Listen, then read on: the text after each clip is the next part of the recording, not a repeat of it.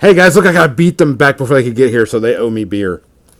Whenever they get back, guys, go on there and say, you owe Gonzo a beer for not being on here at the exact time. Because look, they're not there. If you can hear us and everything, go ahead and type in there, say hi. All the games are open, so you can play whatever you want while we're talking on the podcast today. Today's episode is sponsored by Broken Egg Games, Tectonic Craft Studios, and Mechanica Studios.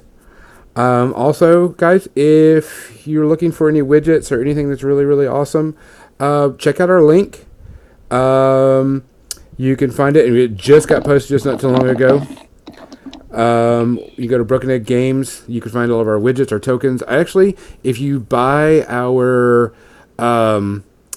tournament set and our proxy set and tracking set, it helps us a ton.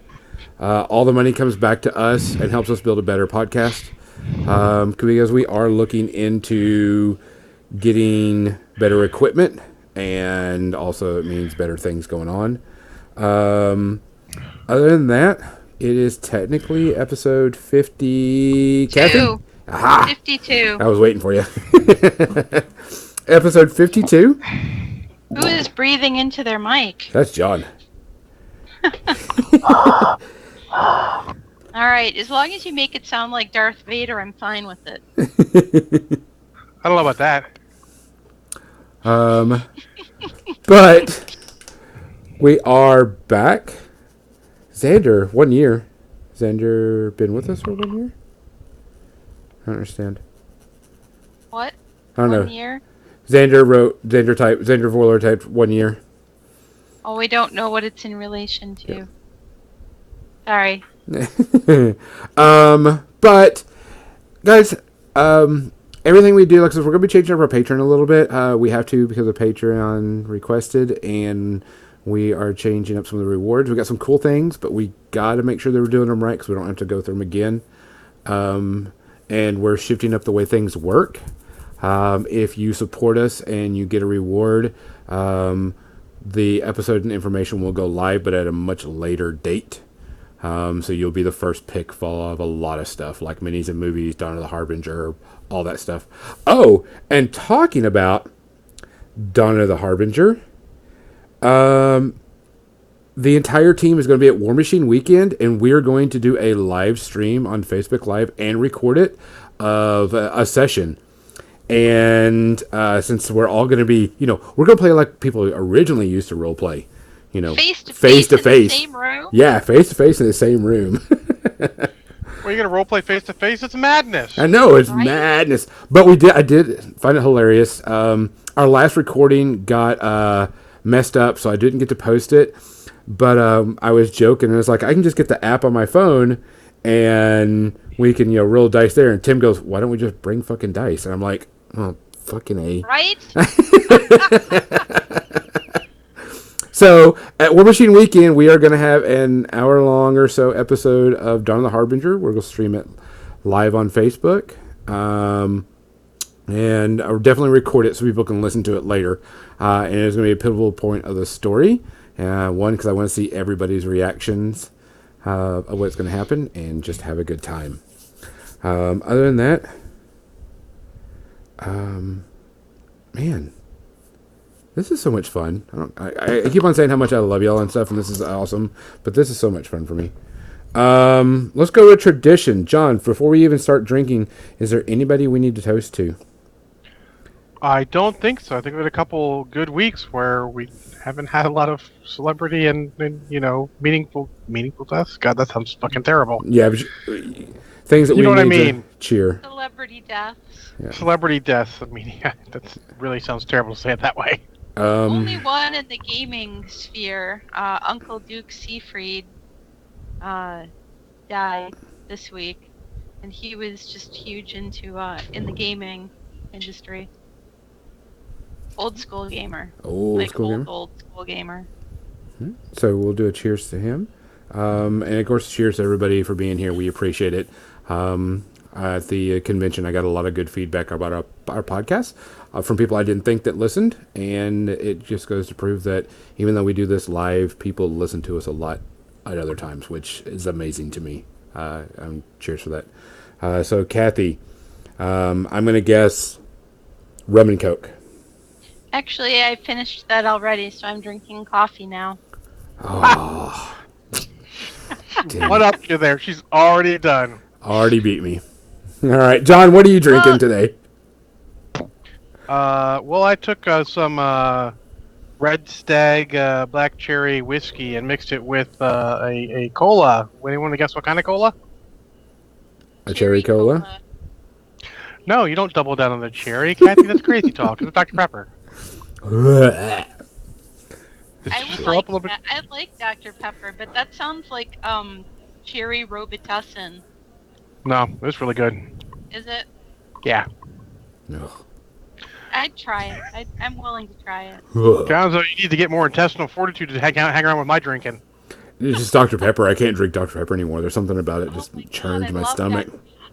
So, several years back, they did I don't know if it was a test run, like a regional release of a flavor, and it was cherry chocolate Dr. Pepper. And oh my god, it was so good. And I was so disappointed when they discontinued it. Well, they have cherry flavored Crush. Cherry chocolate Dr. Pepper. I know. It seems... So the funny thing is, I used to eat cherry cordials, but I stopped because I ate a whole thing worth and threw up a lot because that's not smart. I can't eat cherry cordial. You know what it is? It's the maraschino cherries. Oh, I hate them. I hate them. What? I don't know if we can be on a podcast together anymore. I love those. I don't buy them because I'd be like, hate them. Oh. Now everyone knows a little something about Kathy. There you go. And a little something about John. Gonzo, what the heck are you drinking? Since I was able to get it, and it's kind of, since fall's coming around, Mother's, which is a semi-local brewery, they did an Imperial Grind coffee stout. And it's a pretty good one. I really like it. Yeah, it's really, really heavy on the coffee.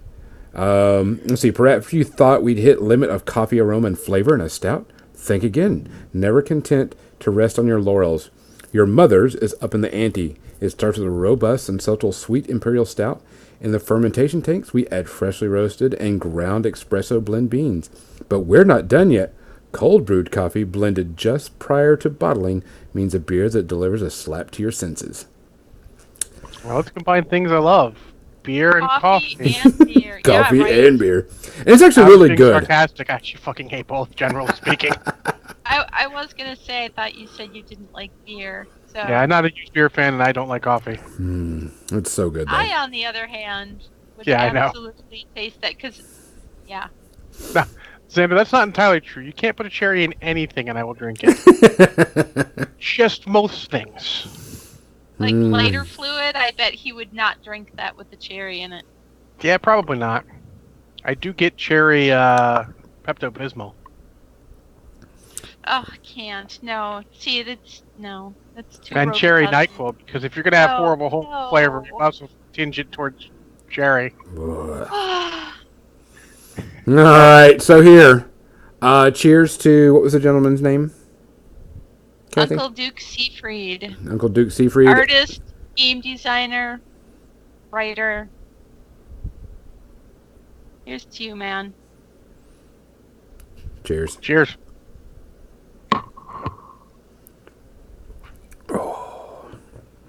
All right, let's go ahead and get to the paint cam and show off my King Theoden, because he is actually almost done. There's nothing in the screen. The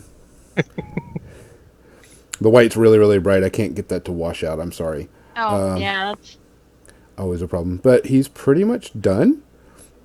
I got to get the base done, and I got to get his beard and his hair on the back. And you got to do something with the base because that's too much brown. Correct. Yeah. I haven't even. That's just the base color. I haven't dry brushed it up or anything. Well, yeah, I know it's the base color. I mean, So I got to do that, put grass on it, and of course paint it black. So I'm going to try to do that. But I also, one time, I'm going to try to, I got one of my Te'au. the Teu. Or is it Teu? I play the Ow. Teu. Can you give me any ideas how to play the Teu? And I want to try That my just airbrush hurts on it. my brain. Those are phone calls I would get. That just hurts my. Oh, Oh, so, it, I'm playing Blood Bowl, and after the game, can the players take the cheerleaders out? Actual questions on the phone. Why not? Wait. yeah. Yeah. Uh, one time I'll tell you. So I can't believe it's it. like John's story time. So I'm on the phone once, and the guy calls me up, and he's new to the hobby, so I'm telling him stuff. He's like, I like the Space Marines. I'm like telling him stuff. Okay, excellent, cool. Space Marines are cool. This and that. He's like, can I paint them? Can I paint them black? I'm like, hey, paint whatever you want. Like, because they got to be black. They got to be fighting against the man and the power. I'm like, absolutely. That's your models. You paint them how you want. He's like, you feel me? I'm like, yeah, I feel you. Like, yeah, I know you feel me. I bet you're one of those white African Zulu cracker killing motherfuckers. I was no good. I couldn't. I couldn't speak. What do you say to that? And that is how that became my nickname, or short Zulu became my nickname at work. Oh my. Just, how do you? I mean, what do you say to that? What's the next statement in that thing? You can't customer service train someone for that. You cannot. Oh, anyways, quick. What's our topic? Save me from reminiscing. No. Let's go back to Ask John. Ask Customer? John. Yeah, the customer service questions. Those sound really good. How do you pronounce Tessie? The Tiznatch? Ugh. You pronounce it however the hell you like. Or Yeah, pretty much. the crank callers were like, they're calling up and asking stupid questions, trying to keep us on the phone because they're kids and thought they were smart. And they got Sanchez, one of our buddies, and they're like, who would win in a fight? 1,000 orcs or the Emperor? He's like, I don't know. You mean Emperor Karl Franz or Emperor or the Emperor of Mankind? There's a big difference there. And then they hung up on him. I was like, way to out-nerd them, Sanchez. Good job. The Emperor of Mankind would absolutely beat out Karl Franz. Yeah, but he wouldn't beat out 1,000 orcs. He just sits there on his fucking throne. Right. Well, he is a would have to vegetable. Send minions in No, a no. psychic fashion. Look, they wasn't asking that question. He was talking about a straight-up fight. And anyways, please, topic. The topic, guys. Hey, Congo. Thanks for joining us, buddy. Hey, Congo. Our topic this week, guys, is Kathy had brought it up, and actually it's been something I've been thinking about a lot lately with games coming out. Is what are we doing, and where's the gaming world going at compared to large-scale games and small-scale games? We have games like Warhammer 40K, which is, of course, a large-scale game. It's played on a large table, lots of miniatures. And you have also, which we really can't, and I don't want to call, you can't call War Machine and Hordes a skirmish game anymore because it's a lot of models now. If you remember, Kathy had come up with that. We go from skirmish game to battle game to army game. Correct. Because, I mean, if you look at it, War Machine and Hordes is not in the new counting, a skirmish style game. It is a large It hasn't been a game. skirmish game since Mark 1. Yeah, even though they call it that, and there's nothing wrong with that. I mean, they can call it whatever the hell they want. It's their game. Yeah, you can define things however you want, but in the classical definition, and that's a whole rant for another time. Yeah. But definitions. Correct. And so we're wondering how it's going because recently we've seen a large influx of smaller games. Yeah, games where all you need is like 5 guys, 10 guys, and that's it. Yeah. It started off, and it started actually seeing it a lot more when Guild Ball hit. Then we also saw it. We've got, of course, Breachstore. Them just started going. Shadespire, Malifaux. Shadespire's a board game. That doesn't count. But this is kind of where, if you think about it, it's kind of going towards that. People are playing more. So anything where the models could legitimately be replaced with tokens and it would not affect gameplay in any way, shape, or form, it's Shadespire. It's a board game. So It's a very cool board game, and I like having models in it, but it's a board game. so then we can Yeah. talk about Kill Team. Kill Team, absolutely. Okay, because Kill Team fits in Necromunda it. you could throw in too. Necromunda, so on and so forth. Because we've got so many games that are moving away from large scale buying 40, 60, whatever the models, and coming down to 5 up to like 30, depending on factions, of course.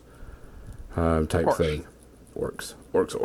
Yeah, like ogres where you don't need very many versus orcs. Exactly. Where you need a Ooh. bajillion and it's a horde.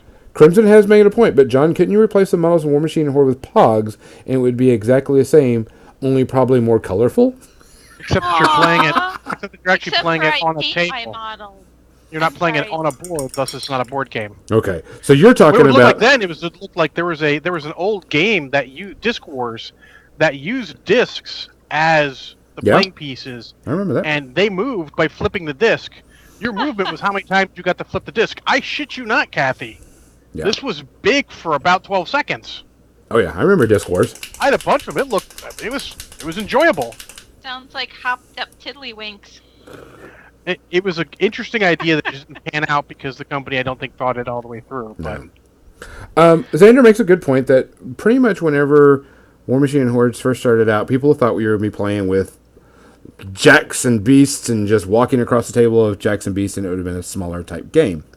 But the game now has kind of, and it's been like this for a while, it's not just now, has shifted a bit where there is more on the table. Type thing. And so we've got more models on the table, bigger things on the table, and it's not just a simple 6 or 7 jacks type thing, although there are still some that do that. The new Crix list is what, 12, 13 models or whatever with the new theme list. So we've got that.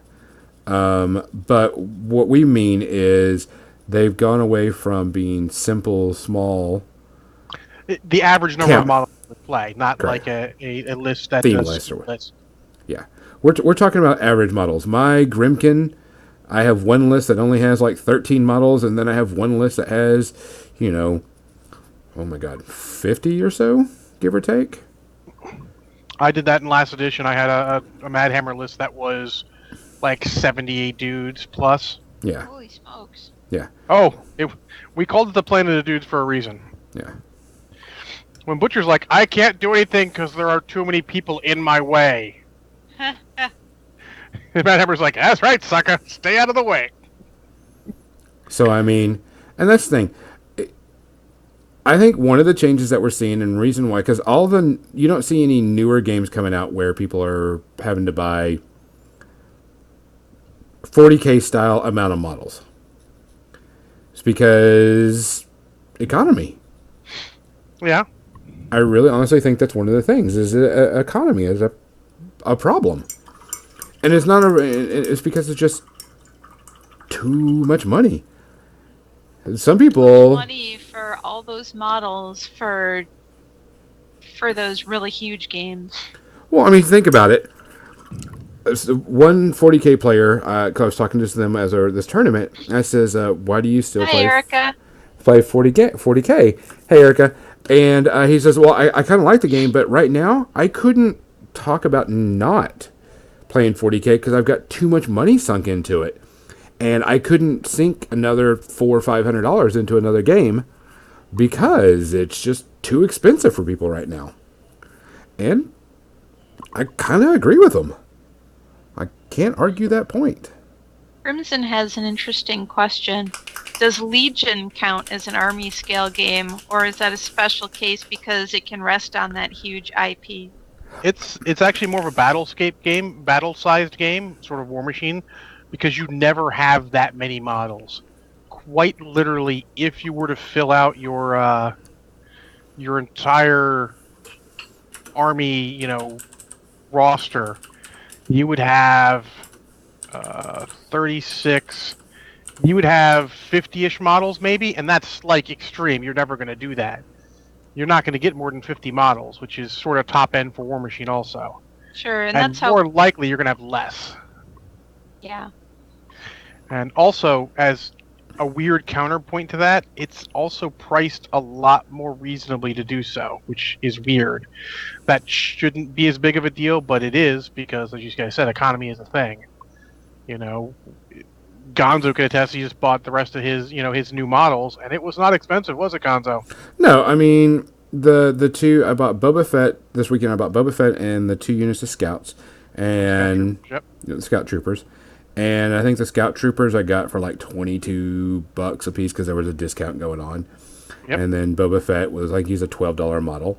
So you paid $60, Yeah, and you got all the releases from this wave, and you won't need to buy any more of any of the. Like, you might need one more box of scouts, but then you're making a specific list that's trying to do something crazy. correct. It's typically whenever like for the Legion, I only buy 2 of everything of units because well that's kind of a good way to go with them, especially the Legion game. Yes. Now The only thing that they have going is that just the way that those particular units work, correct. because the scout unit's weird. But they don't. I'm not buying 10 units of them. Yeah, no, there's only limited spamming. Even the most you could ever have a unit in that game is 6, and Yeah. you probably wouldn't. Because if you think about it, if you look at, I bought an Age of Sigmar. Age of Sigmar, you spam troops on that. One of the ways to win with Sylvaneth is, just have a shit ton of dryads.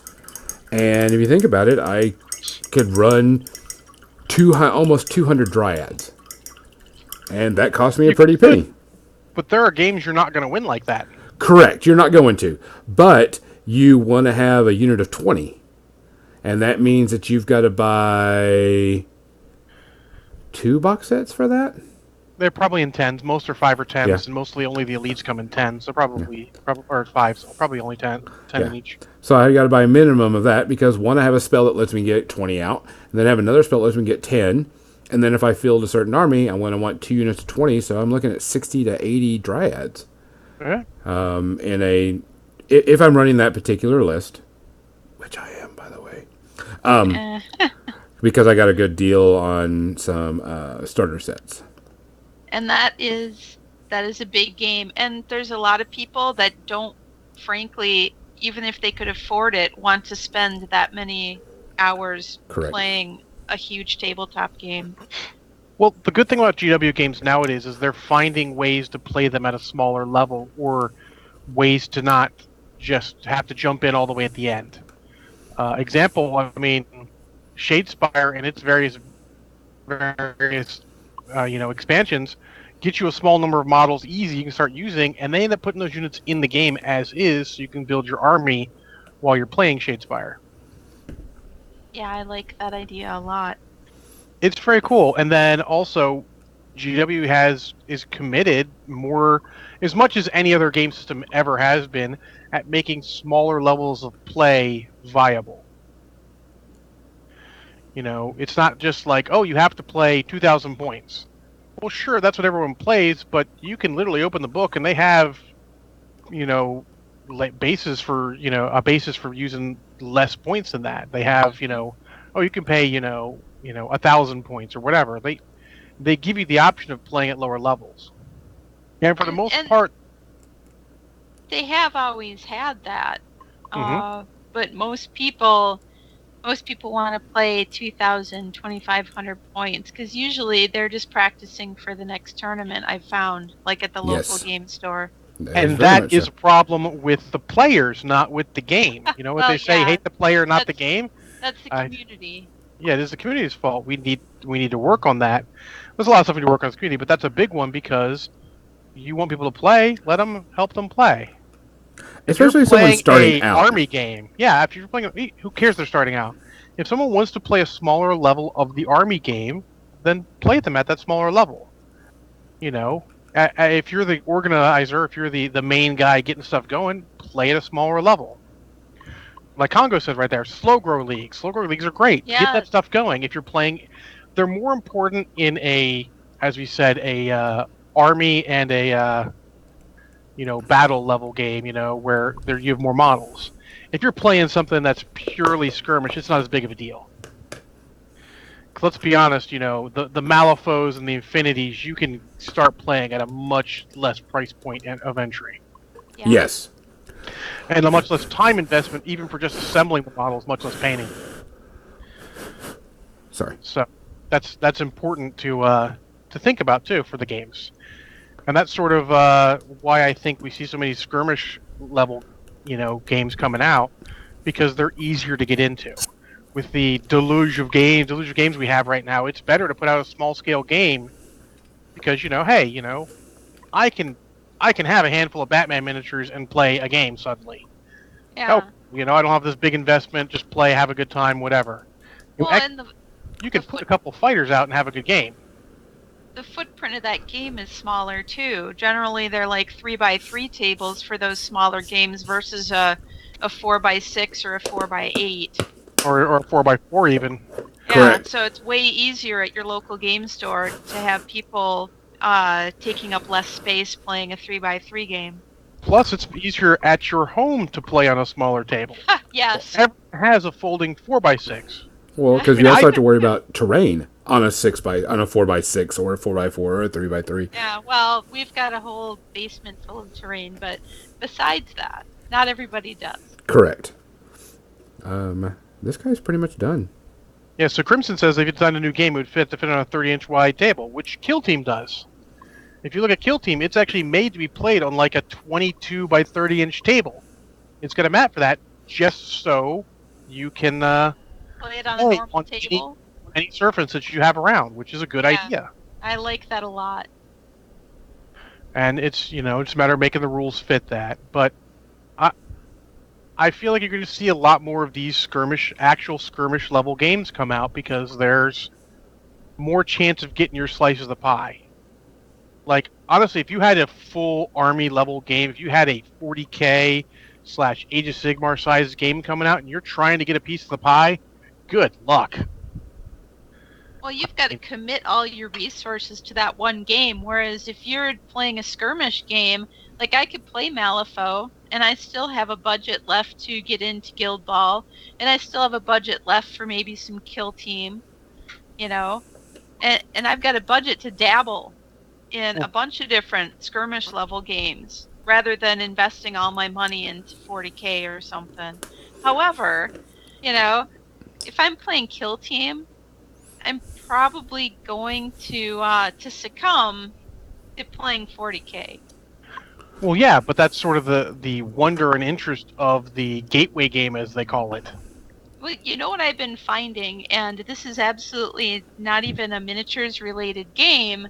Well, it is, but it isn't. It's and people know that Gonzo and I have started playing the Warhammer Age of Sigmar Champions card game, and I'm on the Discord server for that, and there's a bunch of people who got into it only because they like card games, and they know nothing about Games Workshop.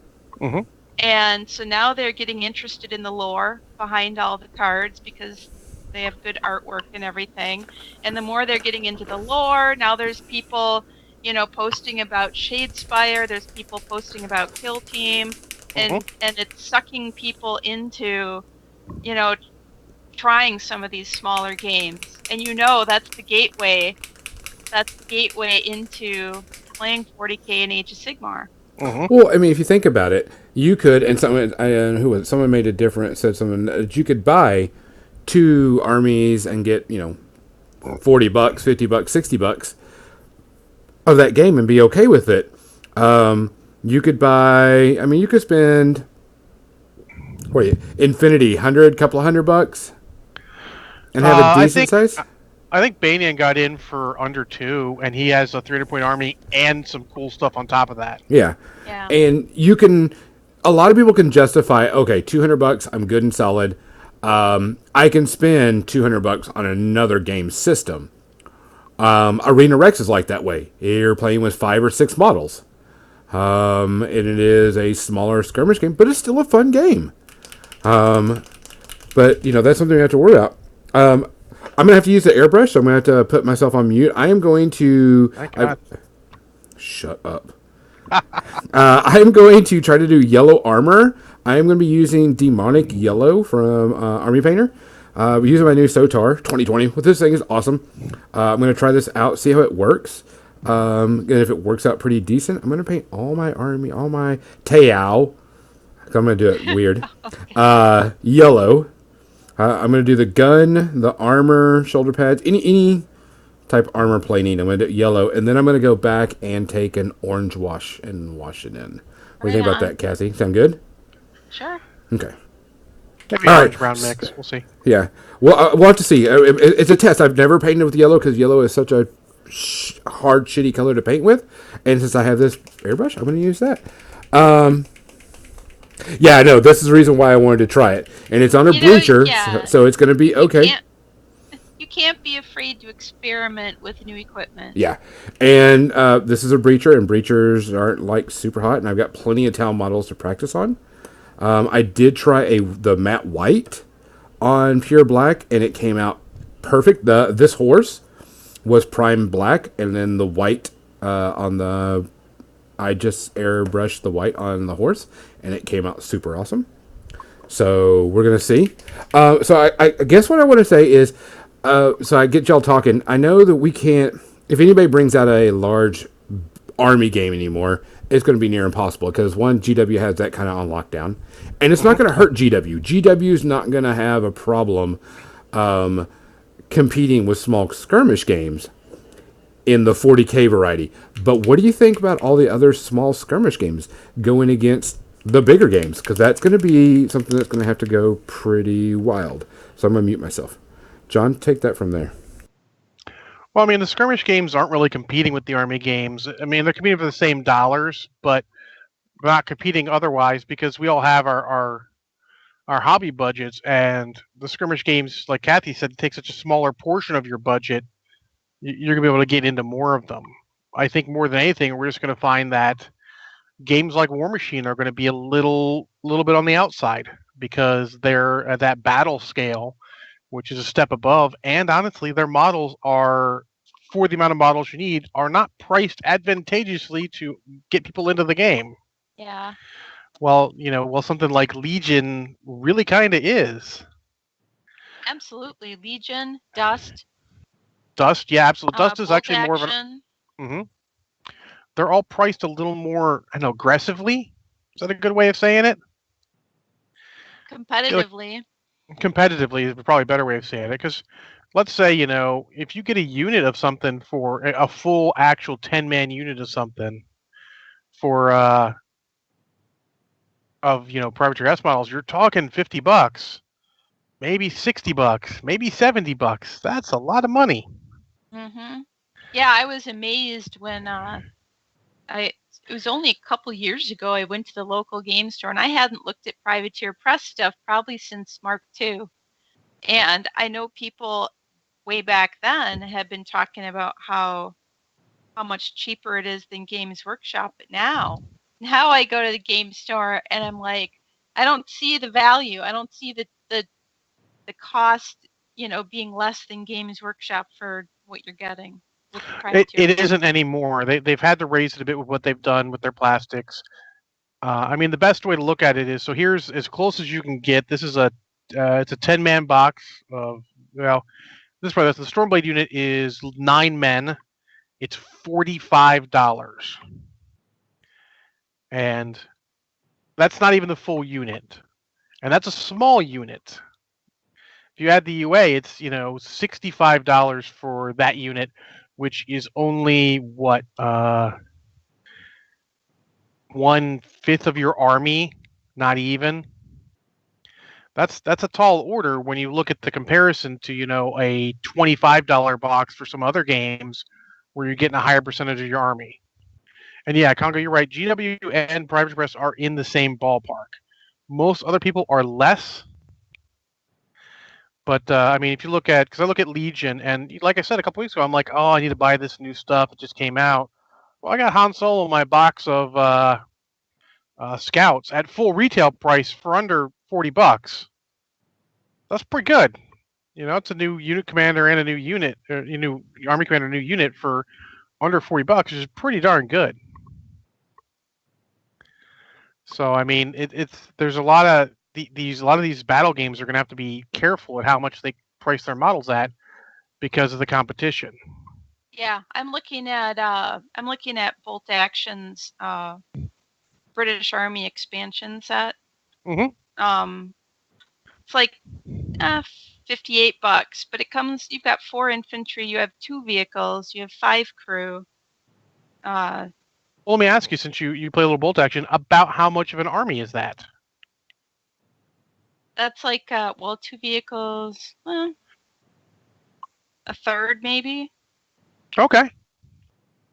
Because I'm looking at these starter armies. I'm on Miniature Market, so I'm looking at they got this American starter army, and it looks like a fair amount. It's got a Sherman tank and like a half track, some crew, and it looks like, what is that, 8 units infantry and some mortars. It's 145 retail. That seems like that's a good small game. Is that a good small army for that game? Yeah. So I mean, if you can get into a game for 145, then buy the rule book and maybe dice on top of that, that's not terrible. You're looking at getting into a game under $200, which is pretty much the price point you need to be for sort of the Bolt Action, Legion, middle of the battle style games. Yeah, I'm looking at 1,000-point British Army starter army. This is a box. That's a starter army. Is 145 and 50 infantry. That's 50. A vehicle, 3 artillery pieces, 9 crew. Maybe tack on that 1 expansion thing. So, yeah, you're still less than 200. Yeah, I mean, a little. Okay, so if you think about, I like to think about my hobby, my time, my money in types of how much enjoyment am I going to get out of something. I base it off, a movie. You go to a movie, it's going to be, say, $20. I'm lowballing it. I know if you buy food, how much food you buy and everything. $20 for. Someone unmuted. Oh, so I messed hit the button. I wanted to add something. Now, do a compare. Now, War Machine Horde 75 points. You already know. Do a compare. I'm kind of curious, and I'm definitely have to prime these over a white because this is not going to work. Like a model count? No. As in, build up an army, buy it at Miniature Market, and see what it costs compared to something else. That's something that could be done. Well, you got to do it with the games so we can do that real quick. But let's talk about something while we're doing it. Yeah, not dead listening air. to me punch buttons on here. So Blood Bowl, is it a board game? Is it a skirmish game? It is technically a board game because you could use a board. You could replace the models with tokens, and it would have 0 effect on the game. But you've got all this strategy going into it. You do, but that doesn't mean board games have lots of strategy. Well, they do. But I feel like this is more of a skirmish game that's played on a board. Well, it's a board. It's a board game.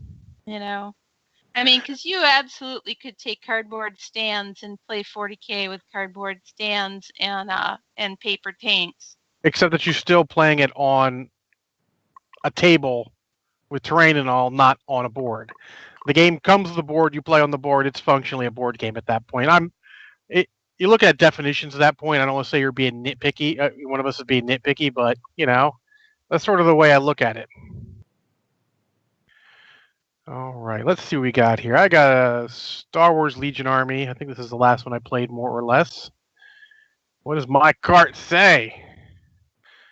My cart says, and I did not make this the most efficient way I could. With the starter set, you're looking at about $208 at discount. And you could build that more. You could get that under $200 by building it more efficiently. I'm assuming you're not going to use Luke. You're going to use Leia. A lot of stuff's there. So that's not terrible. Right. And that's just And that's with the battle starter set, size, not like massive army size. Exactly. Massive army size, that's a whole different. You're never going to get those for real cheap, and you got to keep that in mind. Let's see here.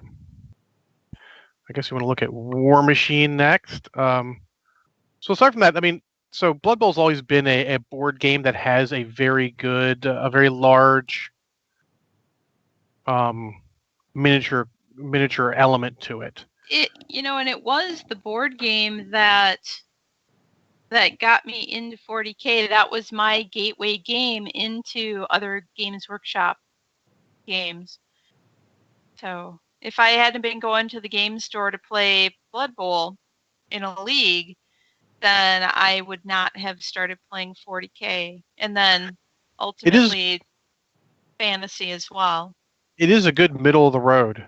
Holy crap. Does Miniature Market not sell privateer press models anymore? I don't know. Gonzo? What about Dust? They should. Go to another one.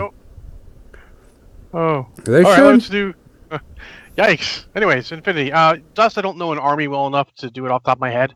Okay. I'm trying to go with games. Now, Infinity, you can cheat with. They actually make army sets. But even... Let's go outside that. Let us go with that Operation Cold Front. Oh, that came out. I need to buy that. And this is weird because this has got Ariadne in it, which is like a model-heavy army. You can get a ton of dudes in that army. It's crazy. Just ask Congo. I mean, don't ask Congo, but you could ask Congo. If you... I'm just going to add a couple extra dudes that I think would be cool in this army. I'm not trying to do any sort of theme or anything. Just sort of getting sort of how you would. You wouldn't do that. That. One of them. Always buy that guy. And then one box of 4. Let's see. Let's go with that. I think that's about an army. So this is probably, and this is harder because it's not one of the sets that. Actually, let me do the one I know. Let's be smart and do the one I know. Does that sound better? Sure. Do one of the armies I actually know. So you would buy that. You would buy. You got to have Wristlicker. That box is what they expect. And that. And then you would need probably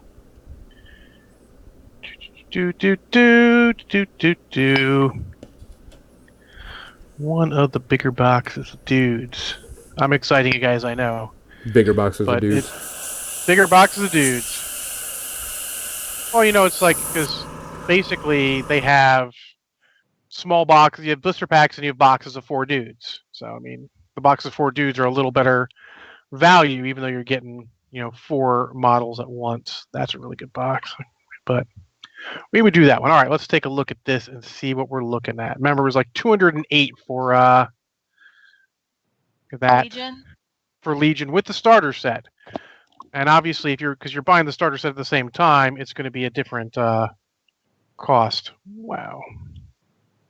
Sorry, I'm getting some stuff out of here. But yeah, so, and also we're sort of comparing what is ostensibly a skirmish game where you're not going to expect to have more than, I don't know, 20.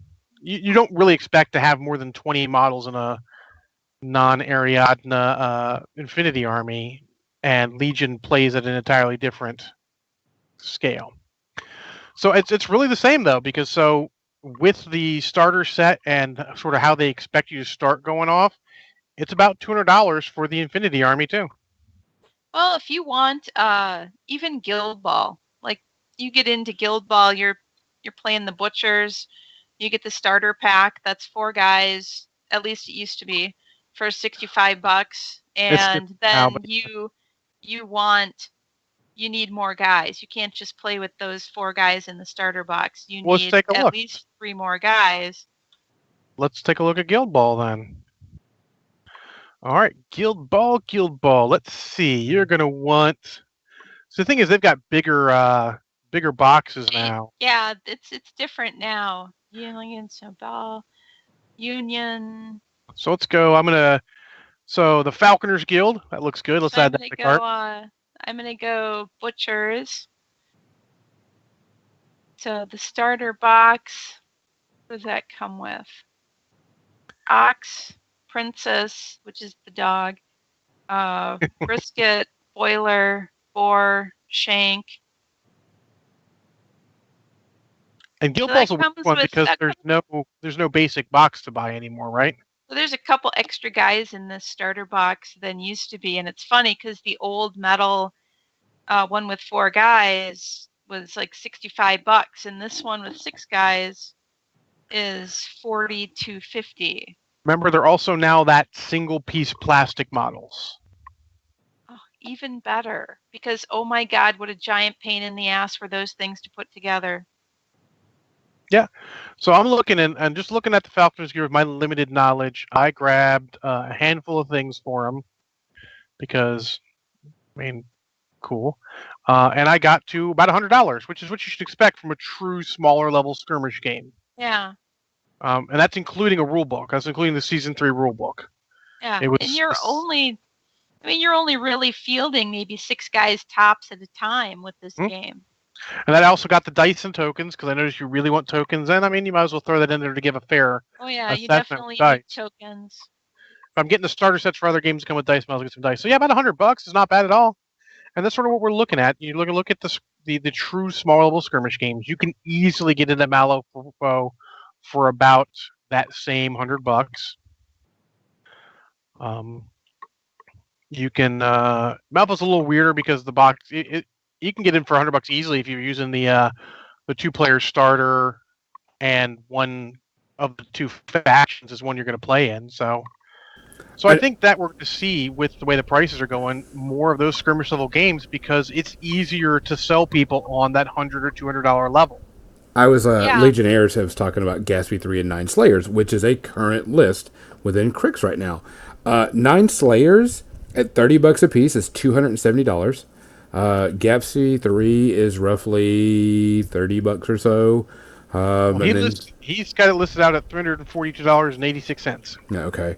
I just did there you go. And that's not even counting the support pieces that come with it, which is probably another $30 or $40 on top of that. Well, I think that's the whole list that he did the points for. Oh, okay. But either way, that's one list out of 2 you have to bring to a tournament. And you might be able to get some use, some back and forth use it as on the model, so the second list might not be as expensive. So, but that's really, you look at that, it's, to bring it back, War Machine's kind of in a weird place, is that you're paying for it like it's an army game, because I guarantee you, for $342.86, I can get me a 40k army. It'll be 2,000 points. But it's priced a little higher, but that's just sort of how it goes. It's not like they're aiming for that. They're in a weird spot, you know. Originally, they were smaller value, smaller, cost and model counts, but the way it's grown, it's sort of grown into that price point. I see your yellow is covering nicely over that white. Yeah. It's looking pretty good. Yeah, it turned out a whole lot better. Sorry about the pump. Yeah, I wanted to try it out without just see black. The way if I prime it just black, I don't have to worry about it. But if I prime these white, it's going to be a whole lot cooler. So I'm going to try to get the yellow completely on here real quick. If you're going to paint yellow over black, you need to do a base coat of something other than yellow. Brown. Oh yeah, you get your Steinel Res brown primer. You do that zenithal highlighting with the white, and then spray the yellow on. Okay. So let's finish up on smaller versus larger. You got any final thoughts on it, Kathy? I just feel like these skirmish games are going to be gateway games to larger games down the road for some people. I don't think they're going to completely wipe out and replace the larger scale games. I don't think they are because the two biggest larger scale games are Games Workshop, and they're good at making their gateway games part of that. Yeah. Like Well, Kill they Team are is now. literally small scale 40K. Exactly. Which is kind of why Necromunda hasn't taken off because it's not small scale 40K. It's cool, but it's totally different models that you don't use in 40K unless you're making a very weird guard regiment. Hmm. Sorry, Astra Militarum. Sorry. Not sorry. I just read the word Eldari with an A in front of it, and Yeah, I lost my shit. it's the Eldar. This could I just know. copyrightable. It just made me laugh. That's what they're doing. I mean, the thing I like about it is it has caused them to actually put more thought into their backstory. I don't want to call it fluff, but I'm going to call it fluff. They're fluff. Yeah. Um, and that's been good. But yeah, so they pretty much we've said they have the stranglehold on large scale games. I feel like the battle scale games we call in the middle, like the I guess we'll throw Infinity in there because it is kind of a little bigger. The Yeah. Legion, the War Machine, the kind of Infinity, let's say the 20 to 50 model range. Those are going to be a little more prevalent than new army games, but I think it's going to be all skirmish games. I think Game of Thrones is not going to do as well as it wants because it's above skirmish. It's at battle, and But maybe I it's know what a full thing is, knocking on the door of full army. as far as full army goes, though, it's actually really moderately priced. That's what's So going to that keep makes, around. yeah. I was That's sort of just the gonna thing say, is it's sort of like the Legion thing. We count Legion as sort of as a well priced game because the number of models for the price you put out for it, which I think keeps it more relevant. Like if you knock your prices down a category for the size you're playing, you're going to be in a better place because then you're sort of competing with a different type of game. You know, who doesn't want to play with like 50 models that you're getting for the same price someone's getting their 20 for? Well, yeah, yeah. that sounds cool. You know, more models, more fun. Jim Yes, is I know. actually working on models for Ice and Fire right now. Cool. But yeah, so it's gonna be interesting to see where those games go. I've miniature wise, I want to see where they go, but I just think the hardest part right now is breaking into the miniature game market in general, just because of the amount. When you think about the games that have been kickstarted already and are on the way, and then you've got Game of Thrones just hit, Relic Knights will hit soon. You've got other miniature games out there. It's like I saw a game, I forget the name of it, the Icarus Project came out. He had really cool models, looked really good idea, but he's not going to get any traction because there's too many games out there competing. Congo says he will debate the more models, more fun, not if you don't like the models. But I will say I don't agree with that because when I'm playing Lord of the Rings, I love the Goblin Orc army. That was my main army for Lord of the Rings. I love how they play, but I cannot stand those Goblin models. I like the idea of them. They're like the movie goblins from Lord of the Rings, but the way the mold lines go on them and the mushiness of the detail from hair to cloth to armor. Yeah, they're not good models. They're bad Yeah, models. Let's but not let's not mince words there, Kathy. They're bad. The metal ones are way better. Like the yeah, characters and leaders that were metal, so much better. agreed. But But I will still play them and I will still enjoy it.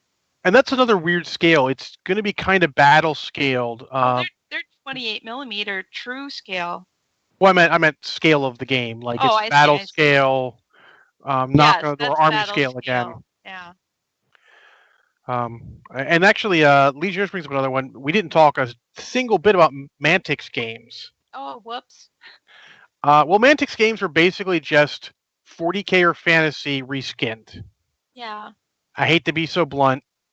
It's No, really you're true. telling the truth. But You know, it's even what they're aiming for because they don't care even for their tournaments. Just bring models and play. You know, yeah. they're really trying to get there. The problem is their games are not great. They are not bad. They're what I call serviceable, but they don't Yeah. wow you. I think their 40K analog Warpath is Warpath. more interesting than their fantasy analog. Kings of War. Kings of Yeah. War is just sort of fantasy minus.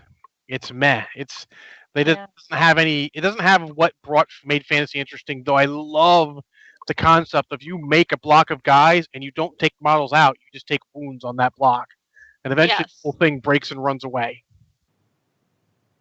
I also Very- like their idea of unit fillers so that you Oh, don't yeah. need a single model to represent every single guy in your unit.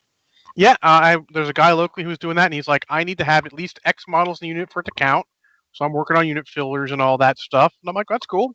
I mean, if you're going to make it big, you might as well make it big, cool, and display. I like the modeling aspect of their game. I don't like their rules so much. They're kind of meh. They leave a little to be desired. Yeah, Congo, I guess solid is a good way to put it, but with no flavor. That's a good way of saying it. Age of Sigmar is more interesting, even if the rules may not. I don't know if the rules are better or not. They're simple, they're easy, they play, and if that's what you're going for, I mean, you can teach them how to play pretty quick. But that's a whole other discussion about that. But yeah, Mantic's in a weird place because they are battle games. Their models are priced at a lower point, and they look it. You know what we never mentioned? Frostgrave. The Frustrating. Osprey Games skirmish game. Absolutely. Very That much a one's skirmish. great. That game is actually, if you like D&D, you'll like Frostgrave. And you can use whatever models to Correct. represent your guys. Yep. Honestly, we should talk about Osprey a little more because Osprey puts out a ton of games in various flavors, so you can use whatever models you want and play in that. Correct. Yeah, you've got Very fantasy, generic, but- you've got sci-fi, you've got historicals. They have all kinds of games, and you don't hear very much about Osprey games. And what's the other one? Gasland? Yeah, Gaslands. Gonna use this Kato red highlight. What do you think, Kathy, on the yellow? Wash it. You're not washing it? No. Yeah, that's what I'm saying. I don't have an orange wash. I just realized I don't have a single orange wash, so I got to make an orange wash. Do you have Vallejo glaze medium? No, I do. I don't have any Vallejo paints. I would say that. What? Why not? Do you have Griffin sepia? No. Or what do they call it these days? Seraphim Seraphim sepia. No, I Citadel have. shade? No, I don't buy You have Citadel any paints. Citadel shade? Nope. That's your mistake because they make the best washes. God, I'm though, gonna you tell gotta open up your game a little bit, man. You need to expand your horizons. Let me see. Even what- if you If only you buy have- GW washes, they're so fucking good. Yeah, the GW washes. Yes, I will agree with that. I don't like their paint pots because they always dry out on me. You know what? Blue tack that shit to the table. You will not knock it over. I'm not worried about knocking it over. I'm worried about it drying out. All of their paint pots have dried out on me. I'll be honest. I have the had same kind of luck with freaking Predator Press ones. They're not good either. They both need to get with the game and get some dropper bottle action in here. I've had this wash for a few years, and it's still 3/4, 2/3 full. Yeah, the washes I don't have a problem with. It's the The paint GB pot. ones have the habit of you think you've got them closed, but you need to hit it. You need to close them again and make sure. To put it against the heels of your hands and take your fingers and really squish down on it. I'm gonna make up one real quick with this But highlight. yeah, just so I can see. I think that your watering down orange will be a mistake. That's my prediction. Sweet. But Let's you make know a what? mistake. Experiment. See if it There works. are no mistakes. There are only happy accidents. Or sad accidents. No. Conflict Exciting Funny, I also still have. I thought you were gonna run it through an airbrush. No, I'm just I gonna. totally thought you were gonna airbrush that stuff in there. Yeah, never mind. Congo brings up that he feels that Age of Sigmar and Kings of War are different target markets. And I would say maybe you're right, but only in so much that Kings of War is sort of aiming at the old disgruntled fantasy player who's going to play this newfangled shit. Yeah, and you know what? I know a lot of the old disgruntled fantasy players that, after a couple years of getting used to the idea, have now jumped on to the Age of Sigmar bandwagon. To be fair, they've corrected a shit ton of problems they had. Yes. Well, that is true. We could do a whole, podcast on really shitty releases, and number one on the list is Age of Sigmar because you don't release a game with no fucking points and no power level. Like if they had 40k star power level, it'd have been fine. People would have played that shit right off the bat. But no points is like, oh, just bring equal number of wounds. I'm like, you are stupid, and you should stop designing games. And I know one of the designers. I hope he's not listening, and I hope he doesn't take offense. Love you, Jeremy.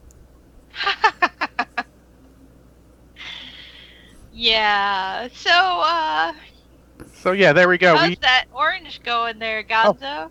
We didn't get Going Gonzo good. to get his final thoughts on skirmish versus larger games too. I have a feeling the larger scale games that are on right now, GW, so on and so forth, they're not going to go away because one, they have a huge player base, so they're not going They to were going change. to go away once, and they didn't. Yeah, they've got a huge player base, so they're not going to be going anywhere. People will pay for them because it is a fun game that people like, and it is still super popular. You can find a 40k game almost anywhere. I think games that might have a problem are ones that are already having a problem in the market. Either A, because of other players, or B, model issues or whatever. Or We can they. list those because they've had the similar problems. You have, let's be honest, War Machine's having a little bit of a problem right now. Malifaux's having a problem. They just announced a new edition, and people are not playing as many games because between that and some problems getting, the last book's worth of models out, the people are a little cranky. Yeah. Hoping they'll be okay, and most of them are end up okay. There are people invested in them, but there's a lot of people taking a break from games and seeing where they land. Yeah. Yes. I guess most other games, there's a little bit of feedback, a little bit of negativity on the Batman miniatures game because people are like, you can't keep doing all these TV show characters. And the other guys are like, I want more TV show characters. Stop doing all these comic book characters. Oh, yeah, there's no way to win. No, there's no versus winning that that. kind of stuff. All I have to say is Blue Beetle and Booster Gold came out. They're on my list. I will be picking them up, and I will add them to the growing models for a game I don't play. Yeah.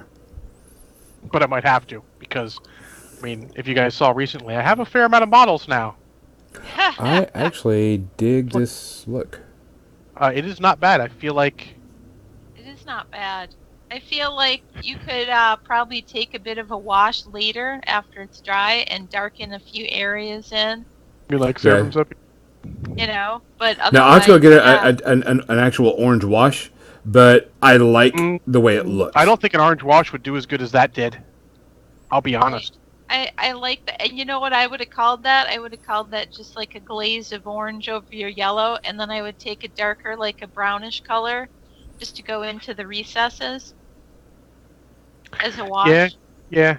Just Like Not so what? wash Like a it red over the wash? whole thing. Like a red No, wash? like brown, like an orange brown, Ooh, okay, give me a second. We'll talk. Keep going. I'm like pretty. sepia or something Yeah. like that. She said serums up for a reason. That would be pretty Where good. are we at? We're in the media section. Oh, well, media section can hold on a second. I'm painting here. Yeah, he's still Well, painting. You may continue to paint Yeah, while I'm we just trying to. talk about our media. Agrath Earthshade? Oh, growing models for a game you don't play. I got a Vikings for a new few Stug I mean, if you have Agrax Earthshade, and maybe just mix a little dot of your orange with it, because I feel like Agrax Earthshade might be Too brown. full of a brown. But so a lot of these, like Comics Guy brought up Saga. He's got a bunch of Vikings for that. That's another interesting game that definitely falls prey towards my last two topics on minis and movies of too many games.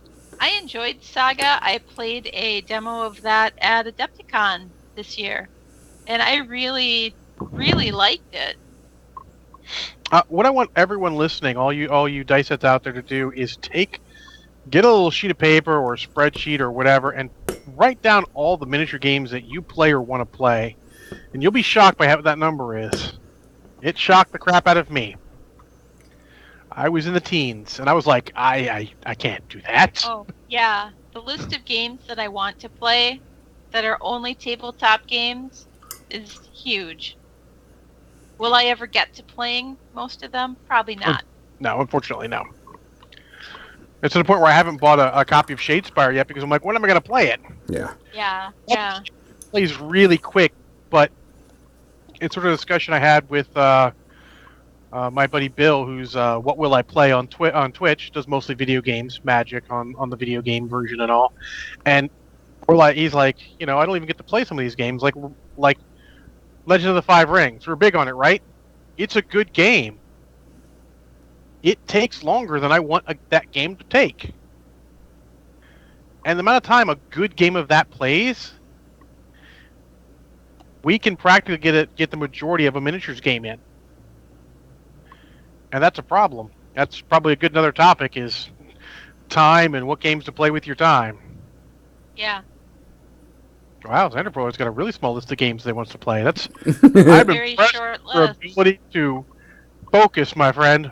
Impressed, because I can't focus that much. No. I mean, I don't play Batman. I don't know, I guess bought 5 models a week ago, but they were $5 each. How can you say no? It's like Gonzo with some of those things. He's like, it was super cheap. Like, yeah, sometimes models are super cheap. You just buy them because it's cool. Because they're cool models. I mean, I've got the Flash now. Spoiler. I might be talking about that in a little bit. That's cool. Yeah, that's definitely looking better, Gonzo. That little bit darker bit. Yeah. What are you thinking about that, Gonzo? How do you like that? I don't think I want to. I like doing the light orange brown wash in here. I don't want to be able to make it again, so I'm gonna have to find one I like. And it's gonna. That Seraphim Sepia is a much Pretty more much. orangey wash than the Gotta Egg stop Rex or go too Spade. far or have to try and do it again. It's probably Yeah. closer to what you're looking for. Yeah, and what I might do is I'll maybe dry brush it up with some yellow just to kind of hit the I peaks would a little do bit that. more. Absolutely. Yeah, to get it up. But I don't think because I'd have to remake this brown orange wash, and really that's going to be a pain in the butt. Yeah. So In fact, Start with a mix it. darker yellow too. Yeah, and then for your dry brush highlight, mix a tiny bit of white in with your yellow, yes, so that it's a bit lighter. yeah. And you just dry brush those highlight areas. Yeah, I think, well, I'm going to the game store tomorrow. Kathy, text me those names so I can have those and get ready. Is it time for a media movie? It is time for our media section. It is. All right, let's go into it. Time for that too. Movie. Not yet. Which means movies number 22 will become available to the public sometime next week. I think it's Tuesday. For our Patreon subscribers, we've been putting all of our audio RSS feeds on Patreon so you can get them before everybody else, because that's one of the things we're going to make sure we do for y'all. If you are Patreon subscribers and there's something you want us to do for you, or you feel that there's a reward, please let us know. We don't have a problem. We're working on new rewards because we think that the ones we have are a little outdated, and we're trying to think up some new ones. We're just trying to find the right price point so we don't mess up anything. But if there's something you feel that, hey, I will pay you X amount of dollars if you do this, send it to us. We are more than happy. You can always reach us on Facebook. Everybody knows everybody on the More Than Dice. You know most of us personally. Send it on there. If you're like, hey, I'll pay you this amount of money to do this, we're good.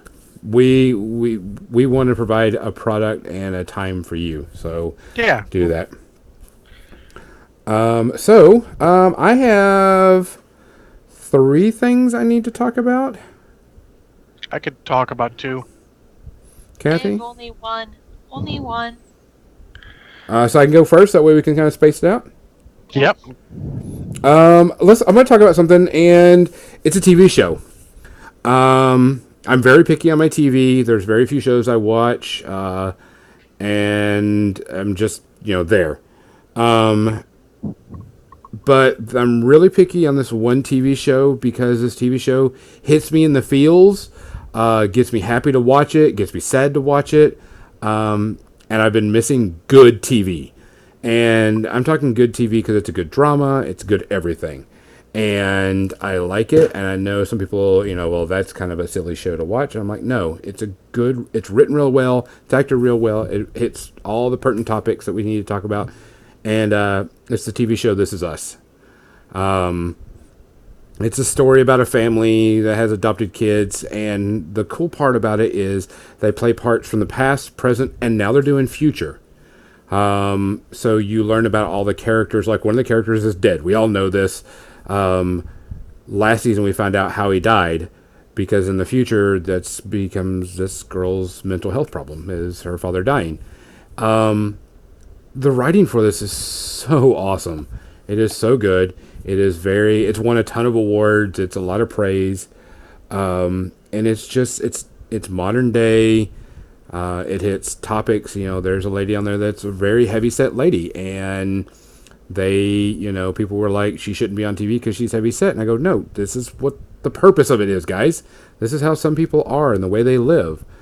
And then her husband, he's a big guy, but he's not a fat guy.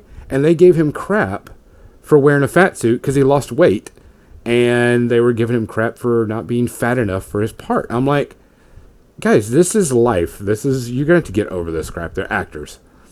But it hits a lot of good topics. If you like good drama that is realistic, with an amazing writing and amazing acting, I cannot recommend This Is Us more than anything. It's great. I don't think I've ever laughed, cried, and were shocked by so many episodes on a regular TV show. I highly recommend it. 0 space herpes from me. So, John, you go. Well, I am still watching The Flash. I think I just got done episode 6, and I'm enjoying the crap out of it so much that I haven't gotten back to the last episode of Jack Ryan, so I should tell you that. Not that Jack Ryan's bad, but I think Flash is more what I was looking for in a show.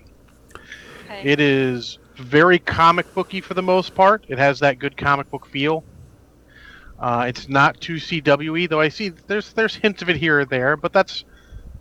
Any drama like that is good. Any show that has some sort of drama that's romantic is going to feel kind of CW at a point. Yeah. I'm enjoying what they're doing, even if they are occasionally killing off the villain of the week too quickly or the metahuman of the week too quickly in some cases. As it is, they've locked away 2, and several have died, and only Captain Cold is still recurring, but I know he's recurring because I've seen Legends of Tomorrow, and I fucking love that guy. That guy is great. Very interested to see how it goes. I know, since it's been out for so long, I know, broad strokes of where certain things go, but I still enjoy the crap out of it, and I really overall like DC's, TV stuff, and it's too bad that they chose, for all the fact that the Flash in the Justice League was one of the better parts, this Flash is better than him, and way more interesting. But that's what happens when you have a show focusing on somebody rather than a, secondary character in a giant movie. But I like Grant Gustin as the Flash. I like his entire supporting cast. They're all interesting. Like where it's going. I'm still going to give it 0 space herpes, though I expect that to change eventually. They can't keep up the sort of pace all the time. And it's sort of teetering on the edge of a 0.5 to a 1 space herpes once in a while, but really enjoy the crap out of it. Good. Kathy, what you got? So, last night they've been playing on my local PBS station, The Durrells of Corfu on Masterpiece Theater. So the Durrells, right? I can't just watch normal TV, right? Yeah. I was expecting something even crazier than that. So, it was on, so I watched it. My channel that was playing the classic Doctor Who disappeared, off the air. So, God knows what happened to that. So, I was watching The Durrells of Corfu, and it's about a family from Britain, the Durrells. The mom is a widow. It takes place in the 1930s, so being a widow in the 30s with 4 kids is difficult. It's a challenge. And so she's noticing her kids having all kinds of problems. So she ups and moves them all to the Greek island of Corfu. in the 1930s, and so it's all culture shock. It's hilarity from culture shock ensues as these kids, you know, feel their way through all this weird, you know, small island Greek culture,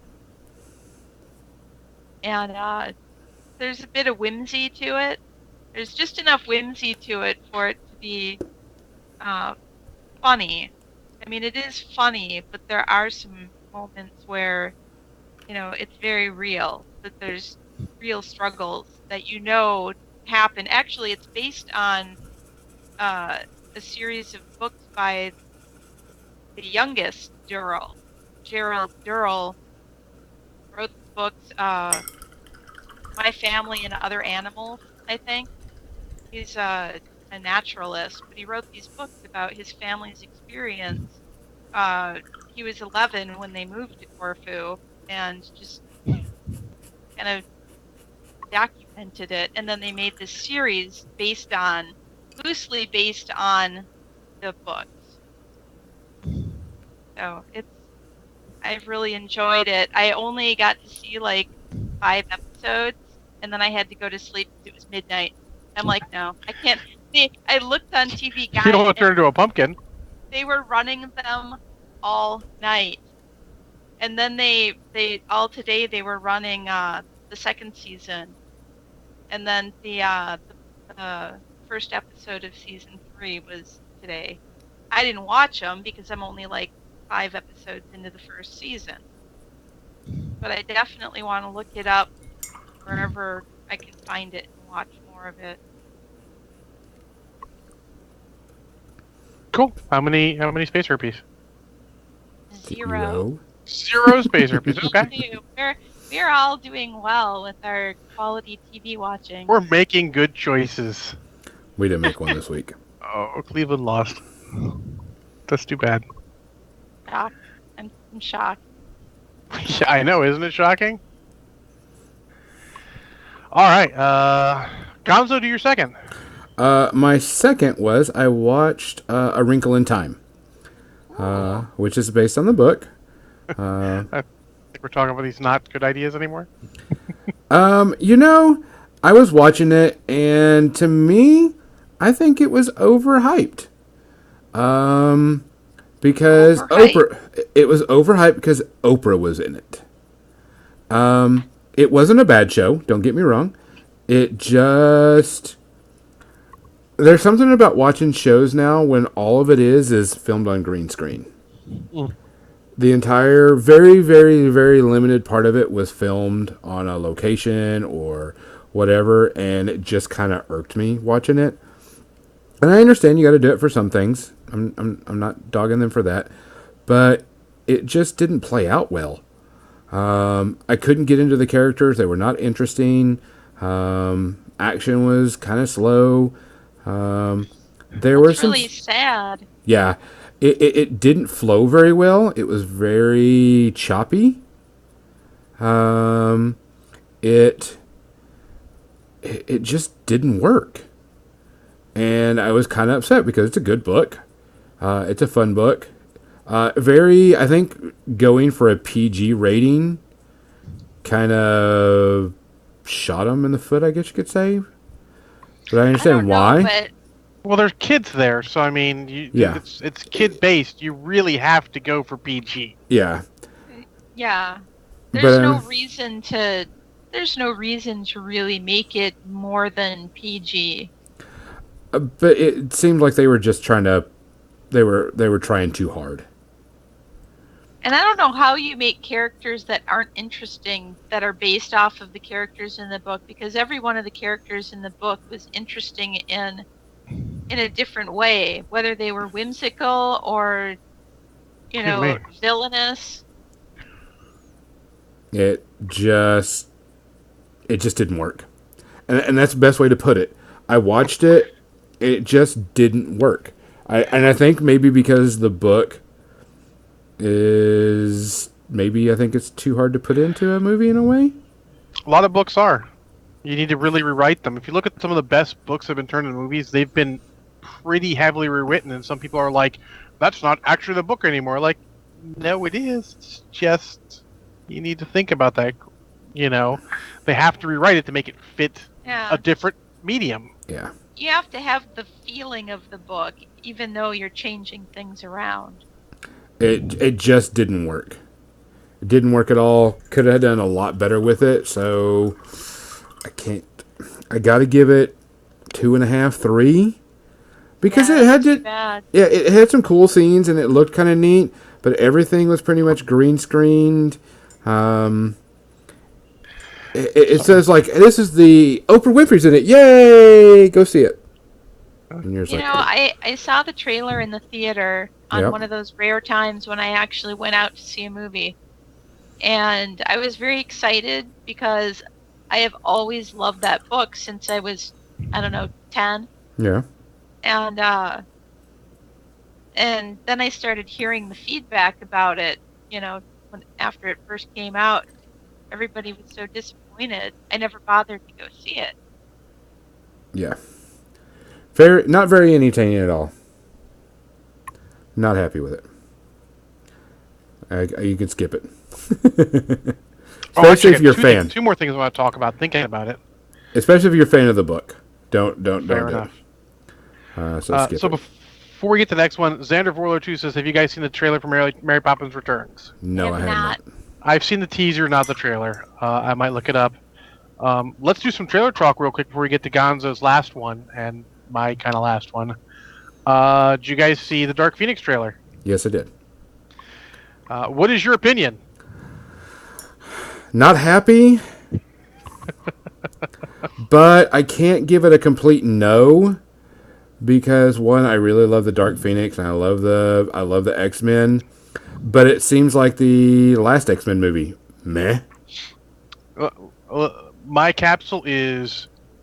Let me ask you guys: do you care about that Jean Grey? Have you had No. enough involvement with her in a movie? No, and No. that's the problem. It's the problem. Yeah, they're doing a classic DC. They haven't earned this shit. Yeah. I mean, don't get me wrong, there's nothing wrong with the actress, No, but she's fine. yeah. But you just haven't had. There's too many characters to get enough time. You would need. That'd be a great movie for just one where it's been focusing on the original 5 X-Men. But let's be honest, they're just making some money before that Fox merger goes through, and then Marvel gets back and does some good stuff with it. Yeah. So we had a long talk at lunch Saturday about the best X-Men movies, and the list is kind of sad. Yeah. Hey, Wolverine's on the top and bottom of that list, and firmly in the middle. Because the best is Logan, and the worst is X-Men Origin Wolverines.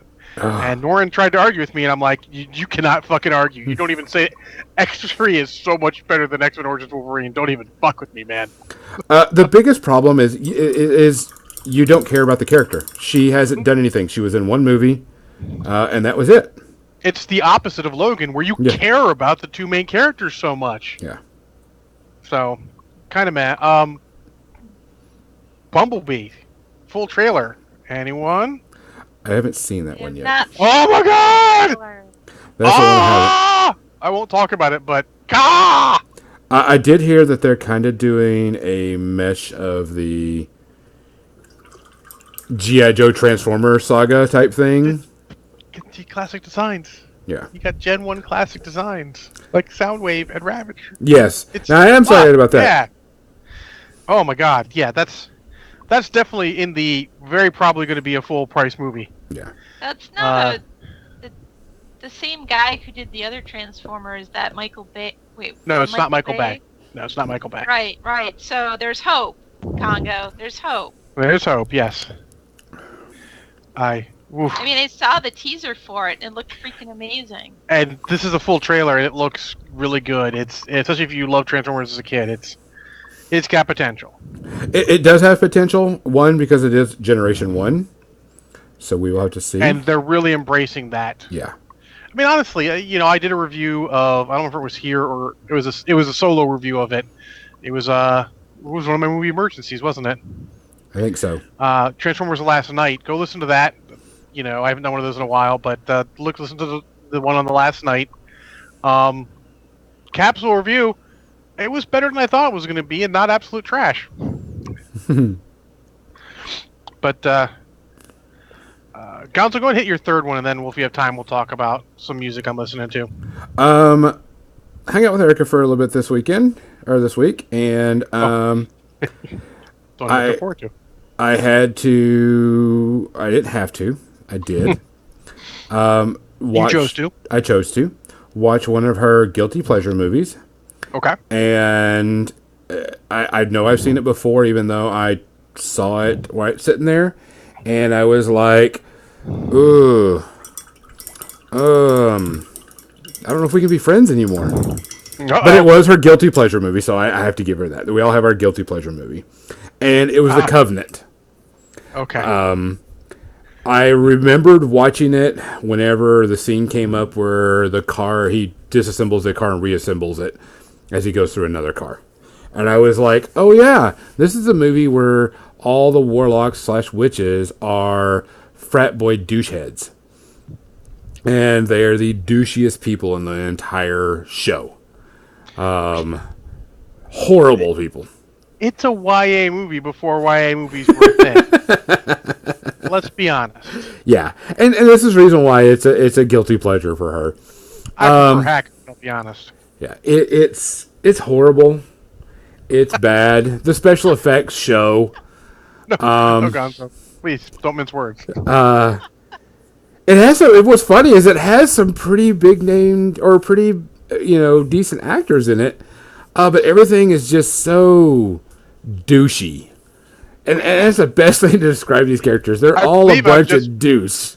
We need to put this on the on the DVD box. Yeah. Douchey Gonzo more than dice. I mean, it's like if you took a bunch of shitty, douchey frat boys and gave them warlock powers, what would you have? And that's pretty much 11 on the douchometer. Oh, they're just the douchometer. They're just so bad. You can't feel anything for the characters. You're like, oh, I want to have, I want this guy to do okay, and I want, his life to be better because, he's got it in rough. But you're like, he's super fucking rich. He has the most expensive car. He's got the perfect body. And you're like, life. Yeah, you just can't feel good for him. You're like, no, you're a douche.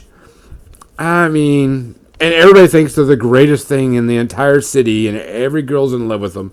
And it's just like, this is bad. So I did sit and watched it the whole way through. I want my hour and a half back. I can't give it 5 space herpes because that's reserved for the worst, but it's definitely a 4. The special effects are horrible. The characters are horrible. Everything's just bad. I'm sure Erica's going to punch me when she sees me next. Because I told her I was going to hold off my review until the podcast. But yeah, it's a bad one. You usually know what that means at this point. Yeah, it's really bad. How does it compare to Casablanca? Casablanca could shit itself, eat itself, shit it out again, and it would still not even rank anywhere on the scale. I mean, this movie is bad. It's just horrible. Pass it. Don't go see it. No. So, no. So, no. No. No. Oh, God. Fair enough. Oh, now they're going to send me more Indian movie reviews. Great.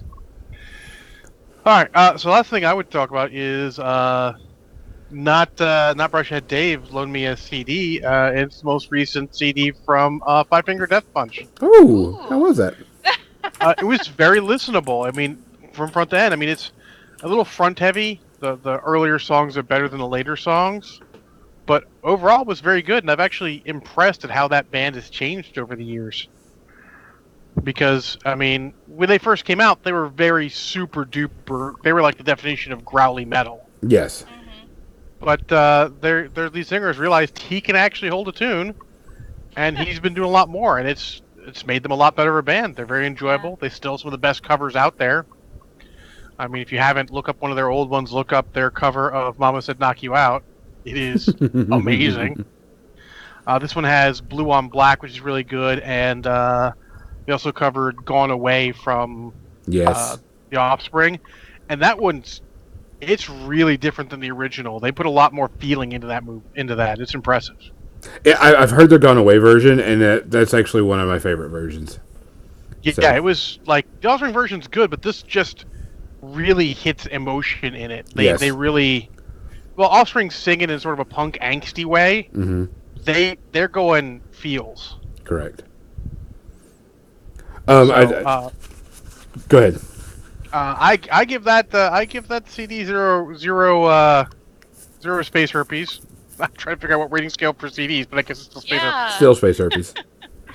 I did Zero, like that. Zero Bops. Zero Bops. I actually like Bop as a song. It's pop drivel, but it's amusing pop drivel. Banyan says guilty pleasure is Hackers.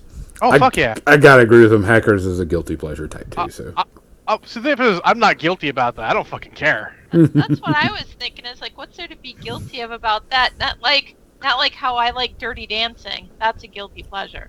That's one of the best things to come from my ex-wife is she loved Hackers. We watched together quite a bit, and I love the heck of that movie still. So one of Angelina Jolie's best acting. It's fine. It's a joke. It's one of Johnny Lee Miller's only acting. Yeah. Actually, I guess he's in Elementary now, isn't he? He's really good in Elementary, by the way. If you like a good Sherlock Holmes type style, that's he's one of those really actors. good. When I see him in a movie, I enjoy him in the movie. He was one of the better parts of Dracula 2000. Yeah. If you remember that movie. If you don't remember that movie, Yep. he was still one of the better parts, but don't watch it to confirm. Or maybe you do. There are parts that are okay, but it's not a great movie by any stretch. I think I missed that one. No, it's not good. Yeah. I mean, let's be honest. Vampire movies have been in a weird place for a long time. Oh yeah. At least they don't sparkle. At least they don't sparkle. He does not sparkle. Though, if they thought about it, they might have had him sparkle. I don't know. I feel like vampire movies have been in a weird place ever since Buffy the Vampire Slayer, Which The is movie? coming back. the TV series. Which Okay. is coming back. I actually like the movie. I mean, I like the movie for sure. I was excited about the TV series, which I also like. But I feel like that's where the whole, teen angst, young adult vampire bullshit started. Well, fair, but it's been around for a lot longer. You just got to read shitty books Yeah. because there are a lot of shitty books like that. Well, guys, it is actually 8:31, and we have gotten past all of our stuff, and we are We done. have. It's amazing. Guys, John will not be here next week, so we have a special guest. Like I said, it'll be Doug Hamilton. We'll be talking about 3D design and how he does it and what he does it, and how to take a model from concept art to that, and the process behind it. And it doesn't have to be Privateer Press stuff, because Doug does do other things. I'll actually be also- off playing War Machine of Horrors. Well, not on Sunday, but I'll be playing War Machine of Horrors over that weekend. Yep. We will look forward to your report on that the following weekend. Yep. Yeah. It's going to be a thing. And let's see. This week, Kathy will be painting Monday and Thursday on Twitch. Yep. She will. I'll be working on my Mask of the Red Death game figures for the board game. Wednesday, I will be painting on Facebook. I'll do a Facebook Live paint. I may do some Facebook Live gaming. I decided we that might do more gaming between the two channels. Video gaming when we got time. yeah, because I still got, and I think what is it? Assassin's Creed. The new one's supposed to be coming out. I can't remember what it's called. Where you play Romans. Assassin's Creed, the next one. The next one, I'll be picking that up, and I'll be playing that on stream. I'll probably be doing that on Facebook too, because that'll be something different and unusual to do. My buddy Bill has turned me on to a game I might have to pick up because he might want to stream some. I might do some cross promotion with another channel. I'll of course post to let you guys know if I'm playing games on another channel, so you can come say hi. Yeah. Yeah. I will be if I'm going to do gaming. I'll probably do my Facebook on I'll probably do my PS4 on Facebook and painting on Twitch. That way we can kind of hit both sections. And if you're not watching us on Facebook, that's actually pretty good. We get a decent amount of people there and a good amount of chatter. Yeah, we're trying to give each one different content because we have to. Yes. We also want to, but we kind of have to. Yeah, we found out we have to give different content now because of the way our affiliate program works, which is not a big deal. Also, again, we want to thank Tectonic Craft Studios for sponsoring our podcast. I expect some stuff from him shortly, and in a month, you will definitely be seeing him at War Machine Weekend. Broken Egg Game Studios, which, guys, go check out the stuff we're selling there. If you use our affiliate link, we get a kickback on anything you buy from there.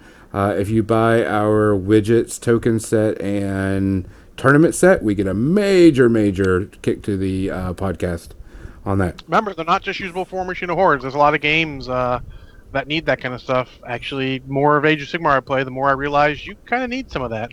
Oh, like the measuring tool and stuff? Yeah, the Oklahoma is really good. Yeah, especially for, like I says, War Machine Hordes is really good. Age of Sigmar is really good because of the flags.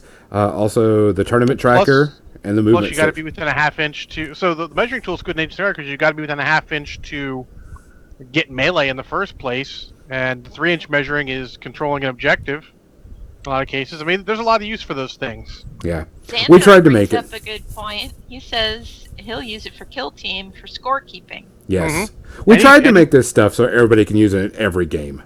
Yeah, absolutely. And that was kind of the purpose of it when we made it, because we wanted to make y'all a product that y'all would want and use for any game system, but we could use it and help us out. And that has our logo on it, so that you can show your support for the podcast. Yeah, and you can tell all the people where we are, so they can come see us too and enjoy us as well. Yes. Yeah. Also, Mechanica Studios, thanks for him for sponsoring us. He is going to be giving us some gift certificates to give away shortly. So hopefully we'll see and hear from him. Remember, no Sewer Bear for a little bit, because missed last week because reasons, and then this week I'm missing because I won't be in town, and we might actually have to do a siesta for that and have an interim game. We're talking to Norrin right now. He wants to take a siesta. No Donna Harbinger this week. We're skipping this week, but then we'll have 3 weeks of Donna Harbinger. But those episodes will be put off a bit by a few days, except for the last one, because we want to bring that out. Because, like I said, we are doing a live Donna the Harbinger at War Machine Weekend, which I'm really super excited about because I can't wait to see my friends.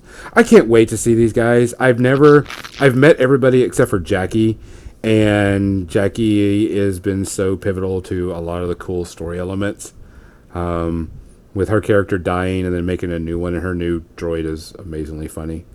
So, guys, also, if you're something on Patreon that you want to see from us, let us know.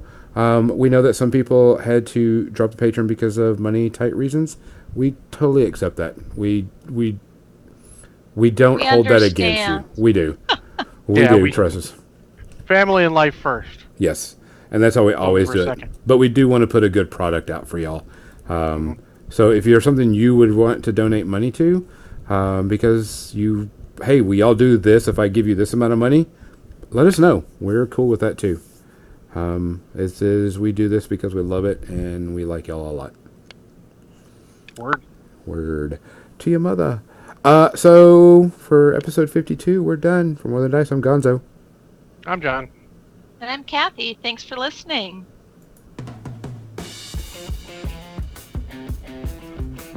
Is there music now? There should be music this time. I cranked the music up this time. Yeah. Possible music. Kathy, you gotta watch that video I sent you. It's important.